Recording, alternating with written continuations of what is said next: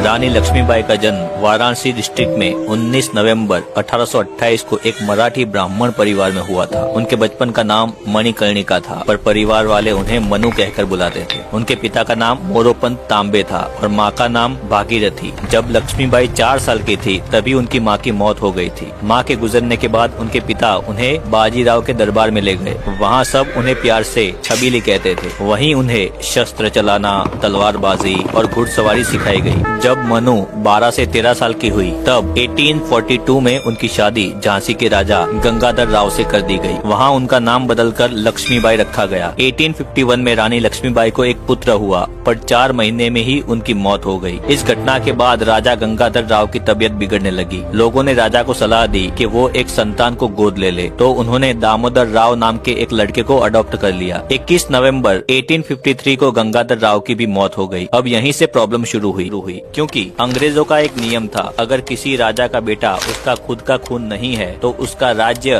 British के पास चला जाएगा। गोद लिया हुआ बेटा उसका उत्तराधिकारी माना नहीं जाएगा। ये रूल के कारण अब झांसी अंग्रेजों के हाथ में जाने वाली थी, लेकिन रानी कहाँ मानने वाली थी। उन्होंने लंदन की कोर्ट में केस फाइल किया, पर उनकी बात सुनी नहीं गई और केस को खारिज कर दिया गया। 7 मार्च 1854 को अंग्रेजों ने झांसी पर कब्जा कर लिया और झांसी का खजाना जब्त कर लिया। रानी से कहा गया कि वो झांसी का किला छोड़ दे। रानी ने मजबूरी में किला तो छोड़ दिया, पर झांसी शहर नहीं छोड़ा। वो अपने नए घर रानी महल में शिफ्ट हो गई, जो किले से कुछ दूर झांसी में ही था। रानी महल में रानी के साथ उसके पुराने वफादार सैनिक, सेवक और कुछ महिलाएं थी, जो उनकी पर्सनल सिक्योरिटी और सेवा में लगी थी। रानी के साथ उस वक्त उनके अडॉप्टेड बेटे दामोदर राव, उनके गुरु गुलाम गौस खान और कुछ लॉयल सोल्जर भी रहते थे। रानी ने युद्ध की तैयारी करना शुरू कर दी, लेकिन अंग्रेज भी चालाक थे। अंग्रेजों ने रानी पर निगरानी रखी हुई थी, लेकिन लक्ष्मीबाई हर वक्त किसी बहाने से लोगों से मिलती थी, झांसी की बातें करती थी और चुपके अपनी आर्मी ट्रेनिंग चलवाती थी। सबके मन में यही था कि एक दिन उनकी रानी झांसी फिर से वापस ले लेगी। रानी महल में एक बहुत बड़ा आंगन था,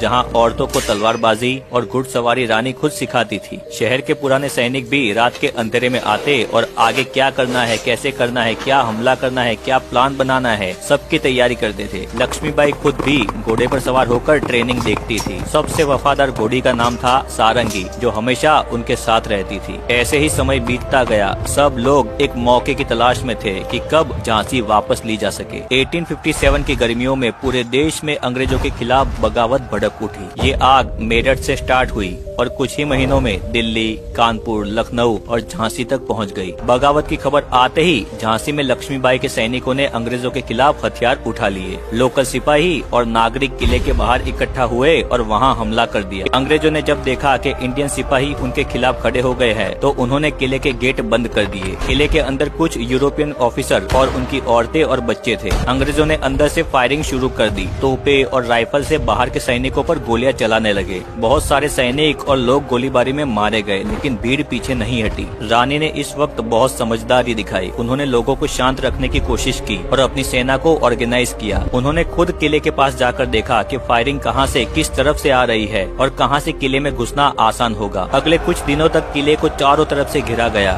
सैनिकों ने पानी के रास्ते बंद कर दिए और राशन सप्लाई भी रोक दी। अंग्रेजों के पास थोड़ा गन पाउडर और खाना बचा था, पर धीरे धीरे वो भी खत्म हो रहा था। अंग्रेजों ने दूर दूसरे ब्रिटिश कैंप को मदद के लिए मैसेज भेजा, पर कोई मदद के लिए नहीं आया। एक दिन किले के अंदर से फायरिंग रुक गई, तो सबको समझ में आ गया कि अंग्रेजों की गोलियां अब खत्म हो गई है। बाहर से सभी लोगों ने किले के गेट को तोड़ दिया और सब लोग अंदर घुस गए। एक खूनी झड़प हुई, जिसमें कई ब्रिटिश ऑफिसर मारे गए और जो बचे थे उन्हें भी कुछ ही घंटों में मार दिया गया। ये घटना इतनी तेज हुई थी कि कुछ ही दिनों में झांसी फिर से रानी के कंट्रोल में आ गई। ब्रिटिश रिकॉर्ड में तो इसे झांसी मैसेकर लिखा गया है, पर झांसी के लोगों के लिए ये तो था आजादी का पहला बदला। उस दिन रानी ने झांसी के किले पर अपना झंडा फिर से लहरा दिया। उनके चेहरे पर शांति थी, पर आंखों में आग थी। उन्हें पता था कि अंग्रेज दोबारा लौटकर जरूर आएंगे। रानी ने काउंसिल बनाई। Ghulam Ghaus Khan chief of army training, Khudabakhsh artillery incharge, Kashibai और Sundar woman regiment commander,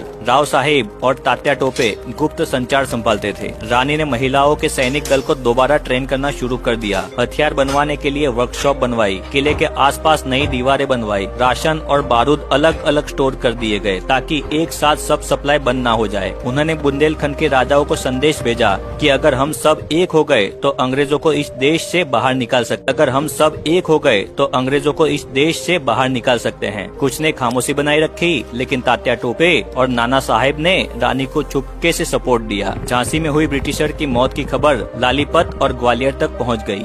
British headquarter ने तुरंत फैसला लिया, झांसी को फिर से जीतना होगा और रानी को गिरफ्तार या फिर मार देना होगा। ये मिशन दिया गया मेजर जनरल ह्यूज रोज को, जो सेंट्रल इंडिया कैंपेन के कमांडर थे। उनके पास मॉडर्न हथियार, ट्रेन्ड सोल्जर थे। जनवरी 1858 में उन्होंने बुंदेलखंड की तरफ मार्च करना शुरू कर दिया। पहले तो एक आदमी को रानी के पास निगोशिएशन करने के लिए बोला, पर रानी ने उन्हें सीधा जवाब दिया, झांसी हमारा घर है, हम किसी भी हालत में इसे नहीं देंगे। रानी ने अब झांसी के अंदर इमरजेंसी डिक्लेयर कर दी। शहर के हर मंदिर में घंटियां बजने लगी, लोग राशन जमा करने लगे और हर गली में चौकीदार अलर्ट हो गए। किले के अंदर औरतें और बच्चों के लिए सेफ जगह बनाई गई। इधर ह्यूज रोज की फौज झांसी के नजदीक पहुंच गई थी। दूर से उनकी कैंप की तोपें दिखने लगी।